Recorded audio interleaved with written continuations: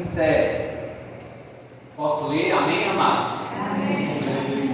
O texto sagrado vai nos dizer: não importa o que aconteça, exerçam a sua cidadania de maneira digna do Evangelho de Cristo, para que assim que eu vá e os veja, que apenas ouça a seu respeito em minha ausência, fique eu sabendo que vocês permanecem firmes num só espírito, lutando unânimes pela fé evangélica, sem de forma alguma deixar-se intimidar por aqueles que se opõem a vocês.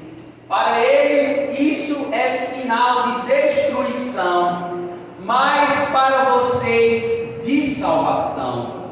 E isso da parte de Deus, pois a vocês foi dado o privilégio de não apenas crer em Cristo, mas também de sofrer por Ele, já que estão passando pelo mesmo combate que me viram enfrentar, e agora ouvem que ainda enfrento. Que o Senhor aplique a sua palavra no nosso coração, curva a sua cabeça onde você está, permaneça com a sua Bíblia aberta, ore ao Senhor em nome de Jesus. Pai de eterna graça, de eterno louvor, Tu és grande, Tu és poderoso, Pai de amor, Pai de justiça, Tu se faz presente aqui, ó Deus, porque o Teu poder, Ele está acima dos céus, o Teu poder está acima da terra, e o Senhor, Pai, certamente tem algo a nos falar nessa noite.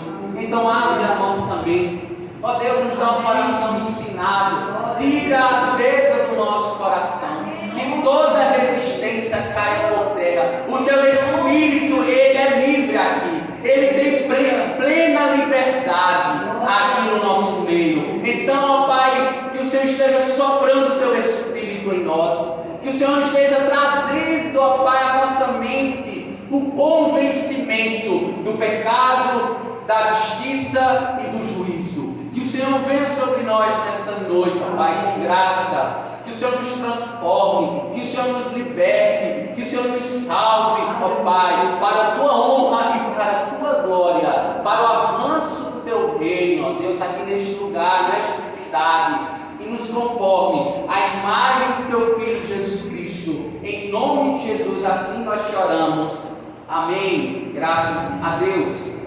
Meus amados irmãos, o importante não é o que acontece em nossas vidas, mas como iremos reagir o que acontece nas nossas vidas. Então, as reações que nós vamos ter em determinados acontecimentos, em determinados fatos que acontecerão, que ocorrerão nas nossas vidas, demonstrarão às outras pessoas, as pessoas que nos cercam, valores. Quais são os valores? O que de fato estamos e como iremos reagir a tantas coisas nas nossas vidas? Então, porque o que irá acontecer, nós sabemos, será inevitável. Meus amados irmãos, nós não temos domínio, nós não temos sequer o privilégio ou então de antever coisas que a gente vai passar. Daqui a 5 minutos você e eu, nós não sabemos se nós estamos aqui, se o Senhor já nos recolheu para a glória. Nós não acrescentamos, quer seja 1 centímetro a nossa altura. Então não adianta nós estarmos muitas vezes preocupados, não adianta nós estarmos perturbados, por mais que as circunstâncias elas vão nos trazer essas coisas nocivas à nossa saúde, tanto física como espiritual. Então nós não podemos evitar o que vai acontecer sobre as nossas vidas, mas nós podemos nos planejar, nós podemos a cada dia tentarmos prever o que irá acontecer mediante o que a Escritura já tem nos falado, mediante os conceitos práticos que a Escritura ela nos dá, de nós colocarmos de antemão as nossas vidas diante do Senhor, confiando nele. Então a nossa confiança ela deve estar depositada em Cristo Jesus. Então que eu e você, que nós diante deste mundo, Deus nos dá o conhecimento, Deus nos dá a sabedoria, Deus nos faz sábios e também humildes, para que nós possamos, diante da confiança em Cristo, pedir ao Senhor sabedoria, a sabedoria que provém dos altos céus, a sabedoria que provém do Altíssimo, para que Ele nos ajude a reagir bem aos acontecimentos da nossa vida. Então, como iremos reagir aos acontecimentos de nossa vida? Reagiremos de forma positiva ou negativa? Então, o que significa a palavra reação? A palavra reação significa opor-se a algo contrário, dar uma resposta frente ao estímulo. Um exemplo disso são pessoas que se encontram enfermas, na verdade, e não conseguem reagir a determinadas doenças e vão a óbito, né? Quantas e quantas pessoas no ano de 2020 e neste ano de 2021 não têm reagido bem ao Covid-19? E quantos têm sido a sepultura, porque a imunidade não tem lhes faltado, e a carga viral tem sido maior do que a sua imunidade? E quantas pessoas têm ido a óbito?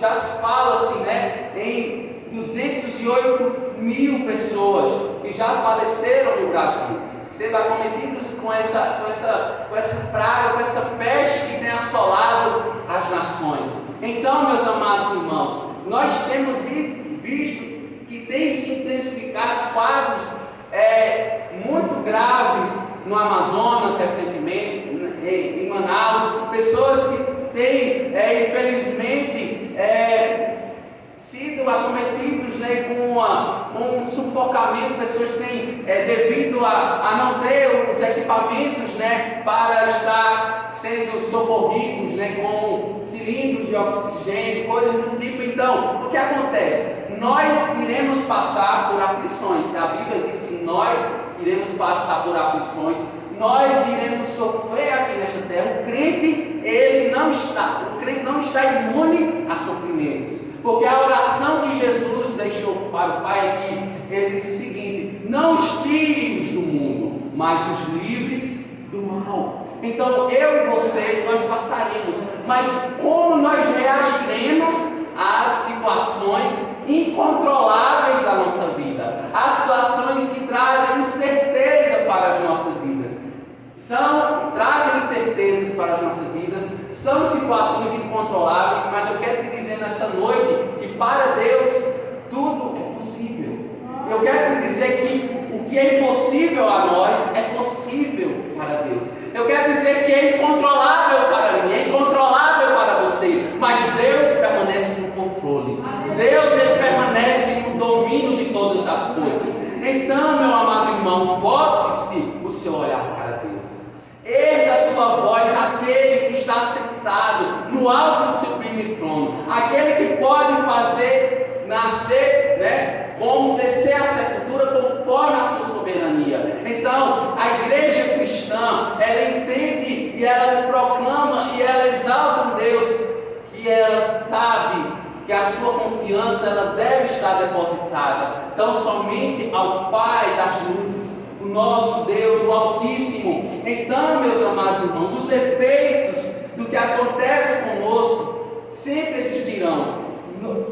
Cabe a nós reagirmos a eles de maneira que venham a glorificar Deus. É sempre fazer, Pai, isso vai te gerar louvor, isso vai exaltar o teu nome, isso vai te glorificar. A forma como eu tenho reagido, muitas vezes há uma perseguição, muitas vezes há pessoas que vêm, né, de fato debochar da fé que o Senhor tem nos dado. Pessoas que são, nós vivemos neste mundo, jaz maligno, então nós passamos por situações as mais desafiadoras. Então, será que nós temos reagido bem? Então fica essa indagação, esse questionamento. E o texto aqui que lemos, olhem aí o texto. O texto que nós lemos inicialmente nos mostra acontecimentos na vida do apóstolo Paulo, coisas que aconteceram com o apóstolo Paulo, também aconteceram a Timóteo.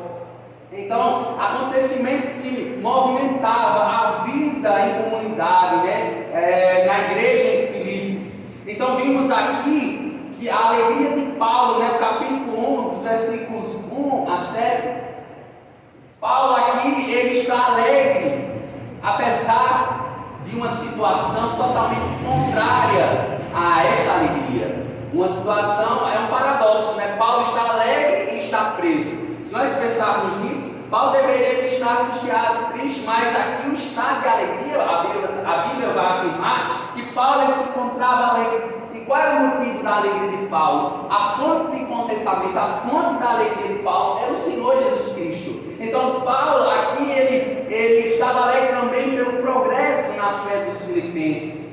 Paulo, ele mesmo em Roma, mesmo encarcerado, mesmo sabendo que provavelmente naquela prisão ele não iria sair, mas ele seria provavelmente executado. Mas Paulo, ele sabe como ele reagiu? Ele não cessou de quê? De orar.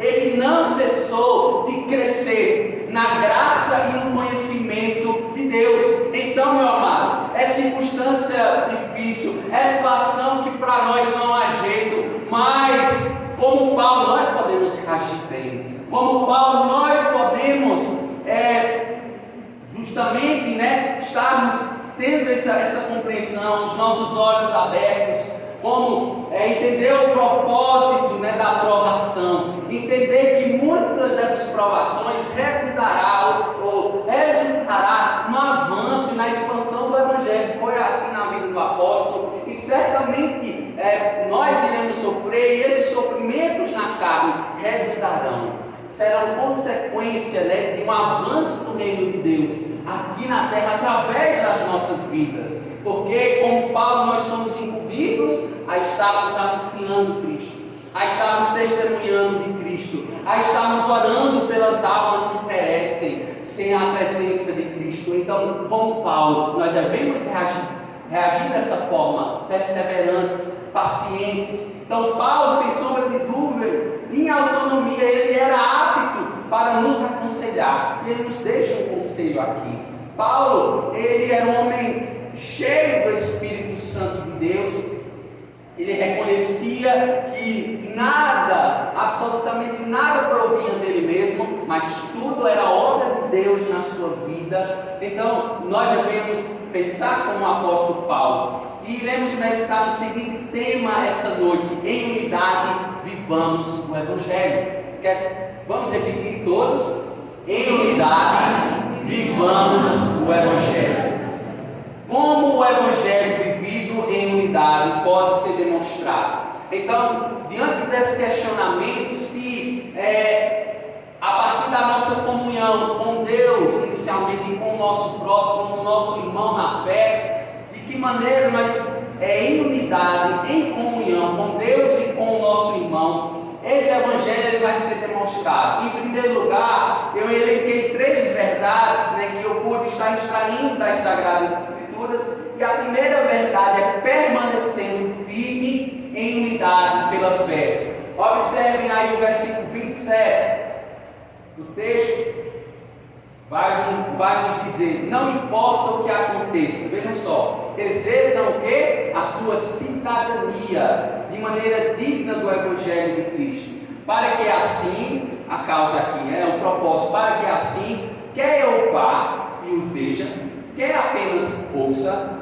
a seu respeito em minha ausência, fique eu sabendo que vocês permanecem firmes em um só Espírito, lutando unânimes, ou de acordo pela fé evangélica.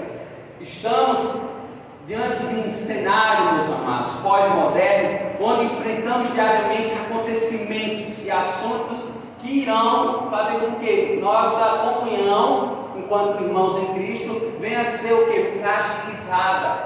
Meus irmãos, assuntos, conversas que muitas vezes nós escutamos, que são inverdades, que não são verídicas, essas coisas, certamente o adversário tem a utilizar para tentar nos fragilizar, para tentar nos deixar desunidos. Então, nós devemos ter toda a cautela. Sempre aquilo que o irmão vem muitas vezes nos falar, saber se de fato é verdade ou não. Por que eu digo isso? Porque nós devemos sempre estar falando de alguém na sua presença, nunca na sua ausência. Então, que nós venhamos sempre vigiar, estarmos vigilantes nesse sentido. Devemos, se nós estamos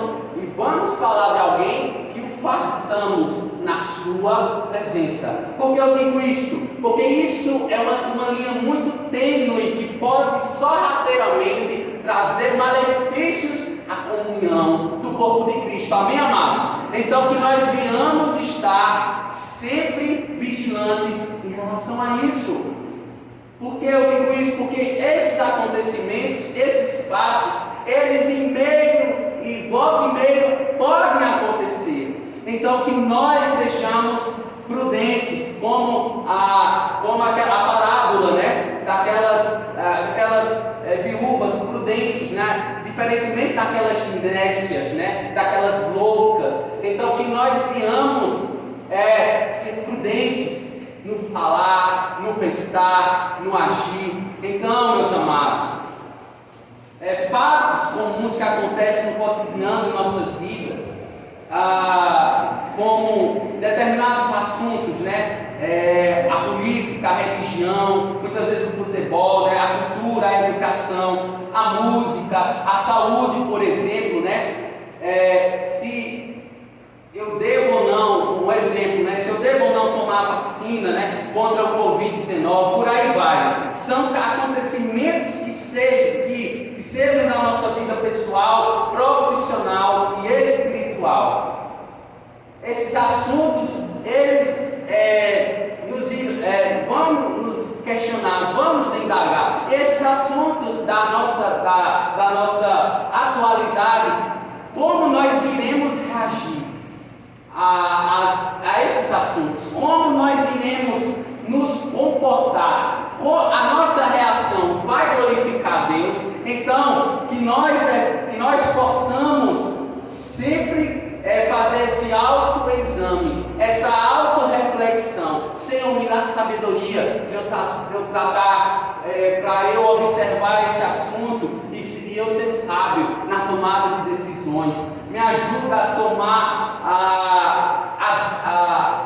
o conhecimento desse conhecimento e ajuda-me a ser uma pessoa prudente nesses determinados assuntos. Então, meus amados irmãos, tudo essas coisas elas fazem parte da nossa vida. Nós, como cidadãos terrenos, então nós devemos pedir ao Senhor que possamos reagir às lutas das nossas vidas, porque eu e você nós travamos lutas, lutas internas muitas vezes e também externas, e o Senhor, Ele nos provará. Ele nos deu uma fé que Ele também nos disciplina, nos corrige conforme a sua vontade, porque Ele é o nosso Pai. Todo pai que ama o seu filho, Ele corrige, Ele disciplina com amor e não deixando de confrontá-lo, para que ele não possa ficar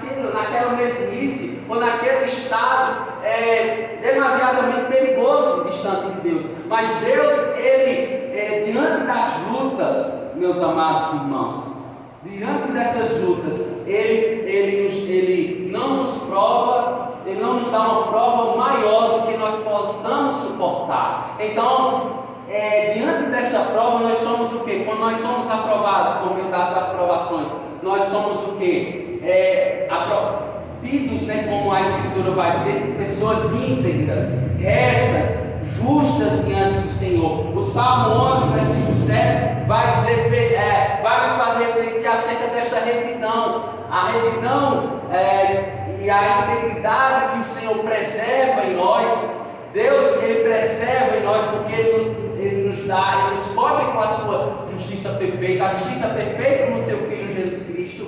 Então, diante destas provações, nós somos aprovados. E somos ditos pela Escritura, quando nós assim somos aprovados, de pessoas retas, de pessoas íntegras. Então, que eu e você, nós possamos ser achados em retidão. Que eu e você, diante das provações, diante de nossas reações, que nós não venhamos perder a nossa integridade. Amém, meus amados?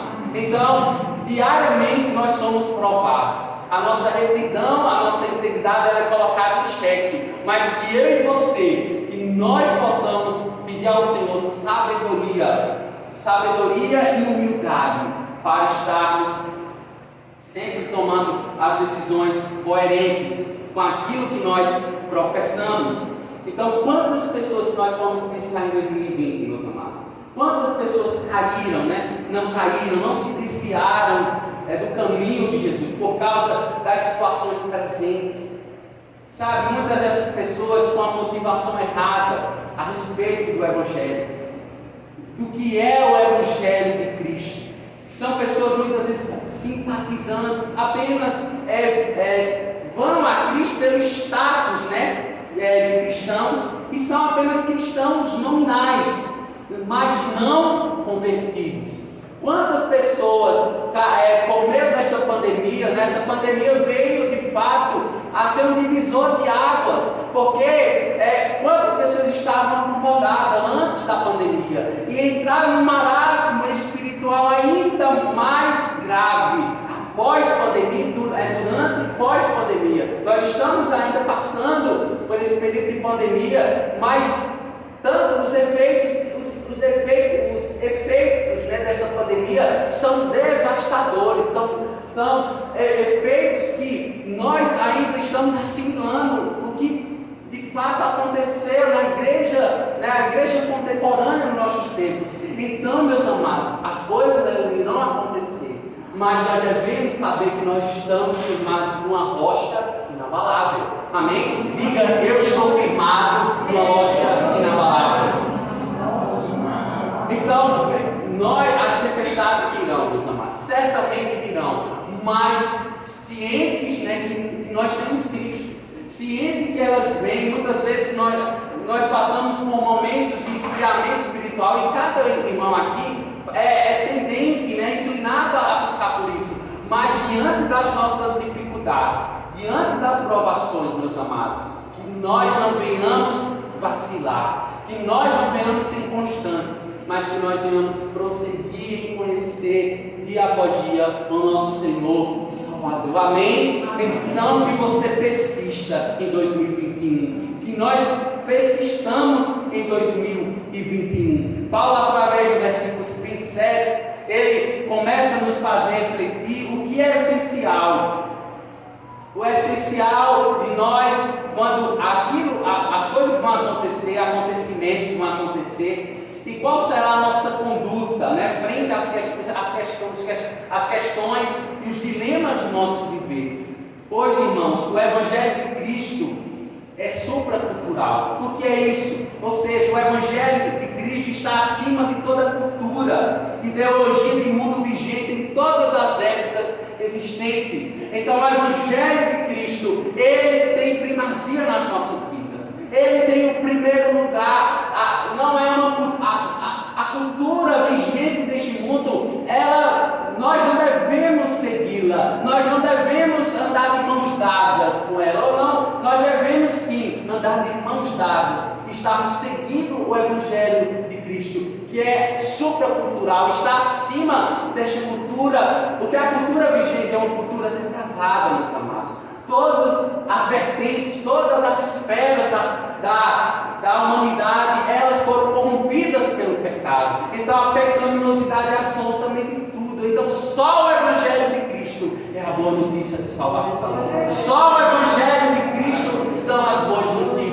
para este mundo tenebroso, para este mundo que anda a passos largos para um abismo sem fim. Então, que nós venhamos, como apóstolo Paulo, reagir, cumprindo o nosso dever também, sabendo, né?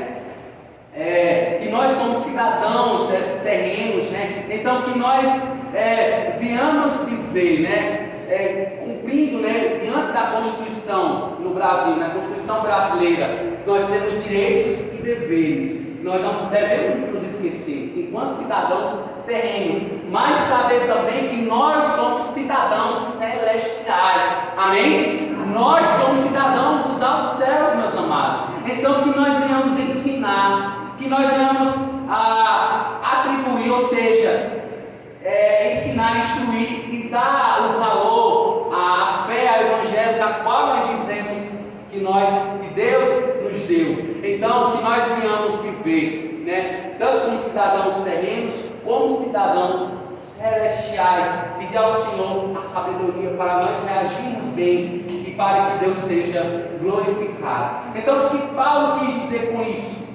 Essa questão ainda acerca sobre a conduta cristã.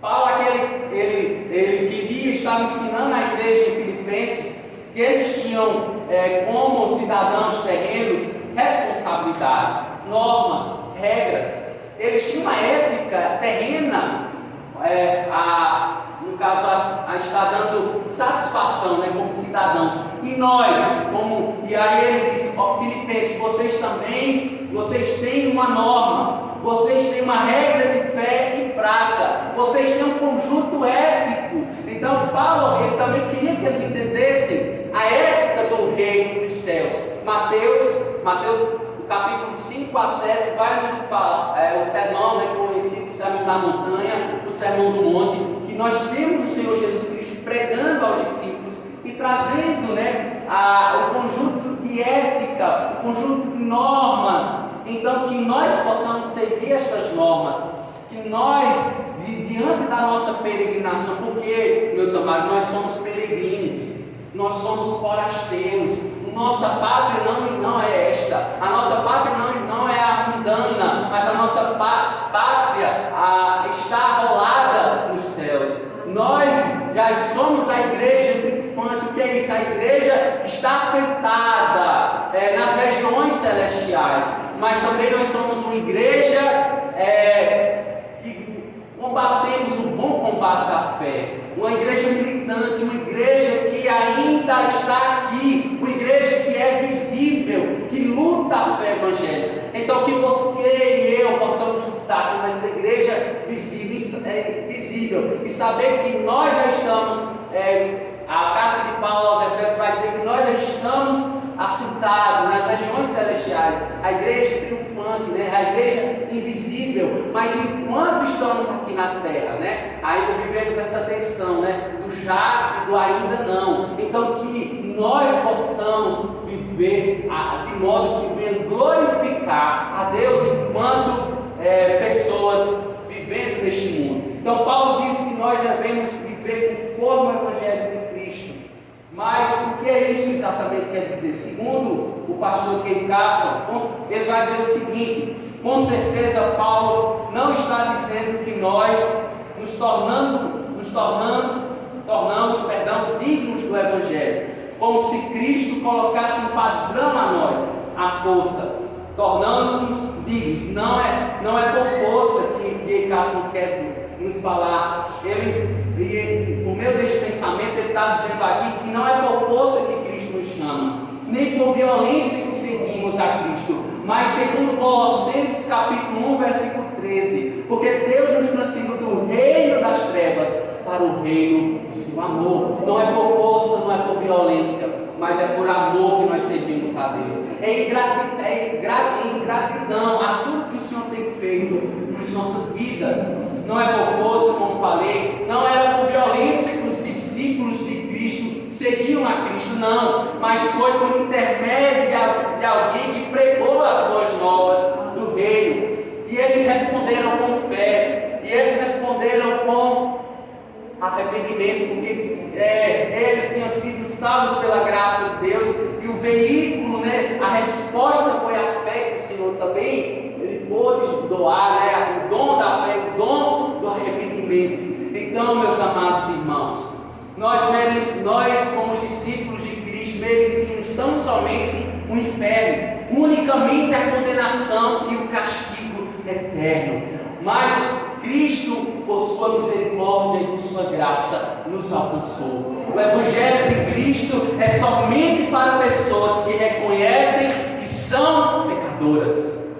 O Evangelho, porque Cristo morreu por pecadores. Então o Evangelho de Cristo é somente para aqueles que reconhecem que são pecadores e que precisam dessa graça imerecida, da graça salvadora de Deus. Porque a morte e a ressurreição de Cristo, ela de fato é a segurança que nós somos salvos e fomos redimidos, pecadores redimidos. Com certeza, esse é o desejo do Espírito Santo, meus irmãos, para nós hoje. Nós devemos também, entendendo a nossa vocação, entendendo a nossa eleição em Cristo Jesus, que nós sejamos diligentes, zelosos, vivendo à altura dessas boas notícias, que recebemos as boas novas que nos salvaram. Amém? Então nós podemos perguntar de que maneira Paulo queria que eles se comportassem, de maneira que fosse digna ao Evangelho. Paulo queria ver se os irmãos filipenses, se Deus tinha de fato derramado essa fé inabalável. Então Paulo queria que tanto na presença dele quanto na ausência, aqueles crentes, eles continuassem tendo essa fé fortalecida ou firmada em Cristo. Então que eles continuassem mantendo constantes em um só espírito, né? Como a Bíblia está dizendo aqui, lutando pela fé evangélica. Então, em unidade, vivamos o Evangelho. Como o Evangelho vivido em unidade pode ser demonstrado? Em primeiro lugar, vimos permanecendo firmes em unidade pela fé. Em segundo lugar, permanecendo firme frente aos acontecimentos. Observem aí o texto, versículo 28.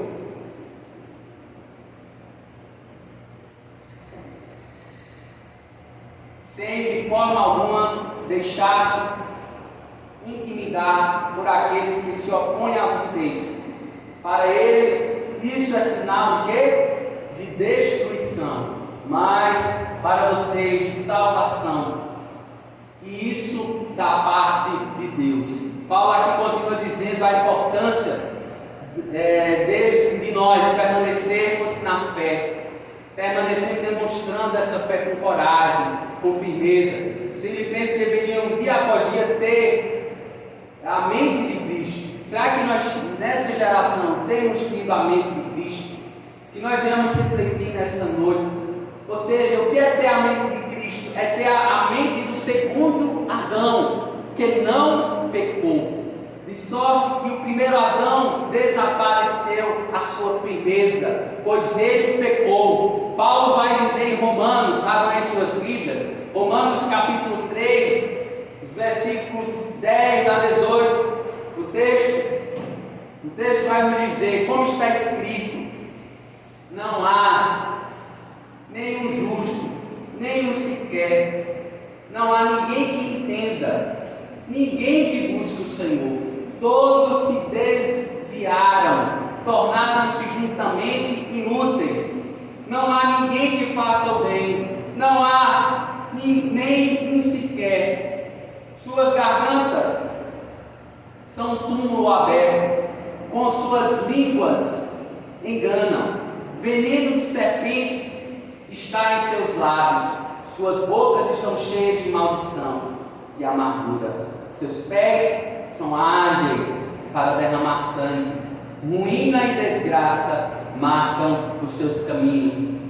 Não conhecem o caminho da paz. Aos seus olhos é inútil temer a Deus. Percebam aí. Esse era o nosso estado em Adão. Eu e você, um dia nós já fomos como esses homens que Paulo aqui descreve, homens ímpios, homens destituídos da glória de Deus, homens que tiveram a sua mente e o seu intelecto e o seu físico totalmente depravados, escurecidos, pelo pecado. Então, se Paulo está falando aqui, se em Adão vocês eram destituídos da glória de Deus, eram escravos, viviam por meio da depravação da sua carne, da concupiscência dos olhos, da concupiscência da carne, da soberba da vida. Não. E hoje, Filipenses, vocês vivem pelo segundo Adão. Vocês correspondem à natureza, a natureza agora santa, a natureza agora não mais corrompida, não mais dominada pelo pecado, mas agora subjugada ou submetida a Cristo. Então, Paulo está afirmando nesse texto que todos em Adão eram culpados, todos são indesculpáveis mediante o pecado do primeiro Adão. No entanto, Paulo afirmou aqui que na vida dos filipenses o Evangelho de Cristo produziu o quê? A fé genuína, para que eles pudessem viver agora de forma digna, frente aos acontecimentos de suas vidas. Paulo os advertiu que eles teriam muitos adversários, eles teriam muitos opositores. Será que eu e você hoje não temos adversários? E se temos, meus amados? Nós temos muitas pessoas que opõem a pregação do Evangelho, pessoas que debocham de Cristo, pessoas que escarnecem de Cristo. Então, como Paulo passou por dificuldades, certamente nós não somos melhores do que o apóstolo Paulo. Infelizmente, nós passaremos também por oposições, por adversários, mas que na medida que nós sejamos confrontados, na medida que nós sejamos perseguidos, que nós venhamos manter, amém, amados, a fé, que nós não venhamos ser fragilizados pelo inimigo das nossas almas, mas que nós venhamos manter a integridade, a retidão. O exemplo claro disso, abram aí Atos dos Apóstolos, capítulo 17, versículo 32. Vamos ver aí Paulo tendo oposição, Paulo aí ele vai passar por um momento também de perseguição, Então, Paulo em Atos dos Apóstolos, capítulo 17, versículo 32. Paulo aqui estava proclamando o Evangelho aos gentios, e aqui ele vai enfrentar uma dura oposição. Atos 17, versículo 32. O texto diz o seguinte: quando ouviram sobre a ressurreição dos mortos, alguns deles fizeram o quê?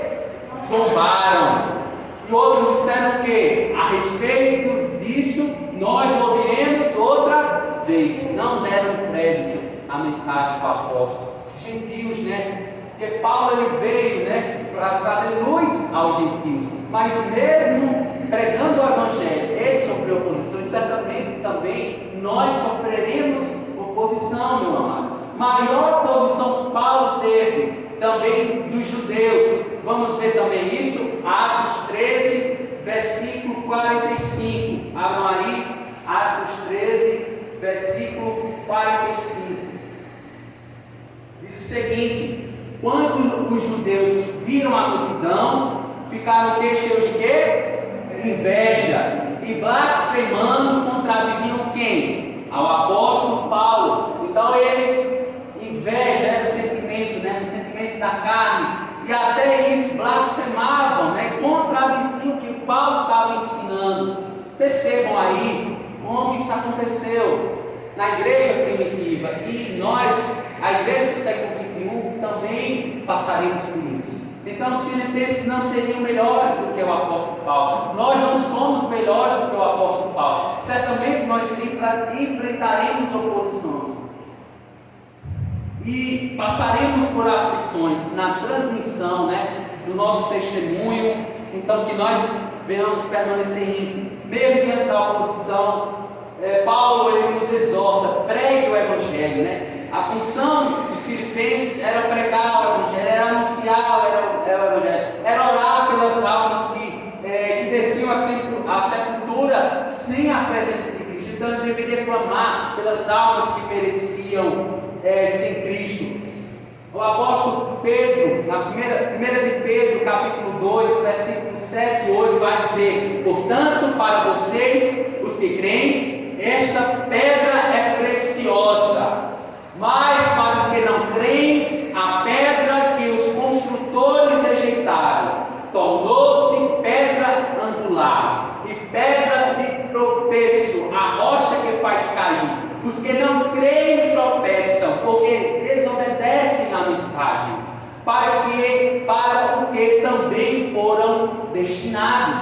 Aqui nós pensamos acerca da doutrina da eleição, que nos motivará a pregar. Sabe por quê? Quando nós entendemos que nós fomos eleitos no Senhor, em Cristo Jesus, antes da fundação do mundo, essa doutrina da eleição, ela nos motivará a evangelizar, meus amados. Justamente porque nós não sabemos quem são os eleitos. Nós entendemos, e o Espírito Santo confirma no nosso espírito, que nós somos salvos.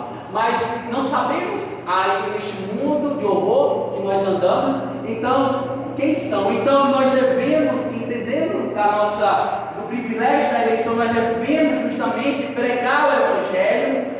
E quem crê será salvo, né? Segundo as Escrituras. Então, quem não crê, já está também o que com isso? Condenado. Então, essa é uma palavra dura, mas é o que a Escritura está dizendo. Então, que nós não venhamos deixar de pregar isso por outros evangelhos que têm sido pregados aí, outras coisas que são totalmente contrárias à mensagem que Cristo pregou. Então, que foi a mensagem: arrependam-se e creiam no Evangelho. Então, orar a Deus pelos impenitentes. Quem são os impenitentes? São pessoas que não se mostram arrependidas, sabe? Aquele nosso amigo, a nossa vizinha, o nosso avô, o patrão no trabalho, a cozinheira, a zeladora, pessoas que vivem aprisionadas pelo pecado, meus amados.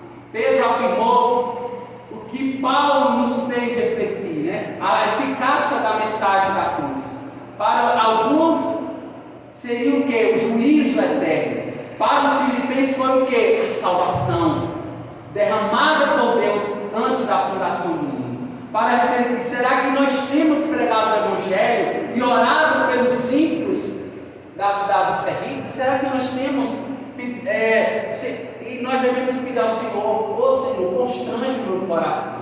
Pai, coloca misericórdia no meu coração, compaixão por as almas que padecem, que perecem, porque nós, como cristãos, meus irmãos, nós devemos anunciar as boas novas, mas nós devemos orar, meu amado irmão, porque nenhum de nós tem o poder de convencer ninguém a tomar a decisão a servir a Cristo. Absolutamente não, porque o poder do convencimento está na terceira pessoa da Trindade, o Espírito Santo, Ele que convencerá do pecado, da justiça e do juízo. Então, o nosso papel, meu amado, é pregar, é testemunhar e orar.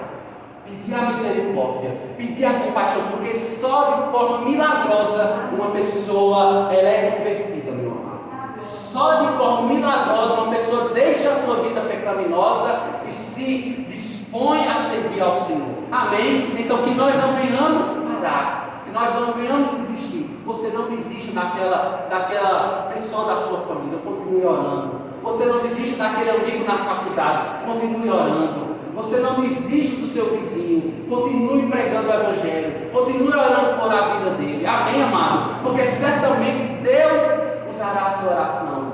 Deus certamente tem os seus meios para utilizar. E nós somos co-participantes das aflições e somos co-participantes da salvação entre os homens. Amém? Então, que nós possamos pregar e viver este Evangelho. O Evangelho, deve ser vivido em unidade, deve ser demonstrado em unidade. Em primeiro lugar, De que maneira nós estaremos unidos em comunhão com este Evangelho, com Deus e com o nosso irmão, permanecendo firmes em unidade pela fé, em primeiro lugar. Em segundo lugar, permanecendo firme frente aos acontecimentos. Por fim, permanecendo firmes no sofrer por Cristo. Firmes no sofrer por Cristo. Essa afirmação, hoje em dia, ela tem sido o quê? Ela tem sido totalmente corrompida. Algo tem sido acrescentado, o sofrer por Cristo. Paulo vai dizer no versículo 29, prestem atenção aí, o texto vai dizer: pois a vocês foi dado o quê? O privilégio de não apenas crer em Cristo, mas o texto está dizendo o que também com isso? Mas também de sofrer por Ele, já que estão passando pelo mesmo combate que me viram enfrentar e agora ouvem que ainda enfrentam. Paulo vai afirmar que categoricamente aos filipenses que eles sofreriam. Nós também sofreremos por causa do nosso testemunho e do anúncio do Evangelho de Cristo. Esse Evangelho que estão pregando aí muitas vezes, com uma linguagem para aproximar pessoas, mas essas pessoas elas são tão somente enganadas. Esse Evangelho, muitas vezes, mamão com açúcar, que estão pregando por aí, com a propaganda venha para Cristo e pare de sofrer, é pura lorota, meu amado irmão. É história para boi dormir, como diz aqui no sertão. Um falso Evangelho e falsos mestres, pregados por movimentos neopentecostais. Tudo engano, infelizmente, este engano tem sido pregado por aí e tem levado, não se engane, muitas pessoas têm ido para o inferno devido a esses falsos mestres, essas ovelhas em peles, esses lobos em peles de ovelhas. Meus amados irmãos, como tem sido difícil nesses tempos, meus amados. Nós nos permanecemos íntegros à mensagem de Cristo, meus amados irmãos. Que nós possamos pedir ao Senhor, nos ajude, Pai, a observar o que provém de Deus e o que provém de Satanás, porque muitos têm sido enganados, muitos têm entrado neste caminho. O próprio Jesus afirmou, alertando os seus discípulos, em João capítulo 16, versículo 33, ele diz: eu disse essas coisas para que em mim vocês tenham paz. Neste mundo vocês terão aflições, contudo tenham ânimo, eu venci o mundo. Paulo disse aos filipenses: não se engane, é privilégio ser salvo por Cristo. De igual modo, é privilégio ainda maior sofrer pela causa de Cristo. Diga comigo, é privilégio, vamos lá, sofrer pela causa de Cristo. Louvado seja o nome do Senhor. Segundo ainda o pastor Ken Carson, o chamado para o sofrimento em favor do Evangelho foi concedido a eles e é um dom gracioso de Deus. Eles não só gozam do privilégio de vir a ter fé em Cristo, como realmente eles têm o privilégio de igual modo de sofrer por Cristo. É um privilégio, meu amado. Os apóstolos, eles entenderam que era privilégio sofrer por Cristo, porque Paulo vai dizer: para mim o morrer vamos lá, morrer é lucro, porque ele sabia, ele compreendia que estar com Cristo é o que é incomparavelmente melhor. E nós, será que nós temos pensado dessa forma? Será que nós temos pedido ao Senhor: venha, Senhor, venha, meu Pai, me busca aqui nesta terra. Nós sabemos que o salmista refletiu acerca de Deus tem abreviado o tempo. Então que nós possamos pedir ao Senhor a perseverança necessária nesses tempos difíceis. Irmãos, que em Cristo é mais do que confessar, é mais do que confissão de pecados, é mais do que conhecer ou gostar do que Ele fez por nós. Crer em Cristo tem tudo a ver com fidelidade e compromisso com a sua causa, com a missão que o Pai deu a Ele. Então, crer em Cristo é estar envolvido com a missão do Pai. Crer em Cristo é estar compromissado